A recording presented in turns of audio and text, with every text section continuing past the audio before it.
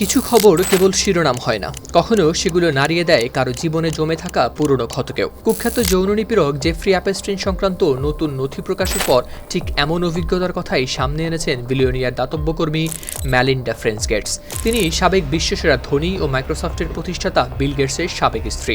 মার্কিন বিচার বিভাগ প্রকাশিত অ্যাপস্টাইনের নথিতে একটি অভিযোগে বলা হয়, বিল গেটস আক্রান্ত হয়েছিলেন একটি যৌনবাহিত রোগে। এই তথ্য সামনে আসতেই তার দাম্পত্য জীবনের সবচেয়ে যন্ত্রণাদায়ক সময়গুলো আবার মনে পড়ে যাচ্ছে বলে জানান মেলিন্ডা গেটস। ব্রিটিশ সংবাদ মাধ্যম বিবিসির প্রতিবেদনে প্রকাশ পেয়েছে এ তথ্য।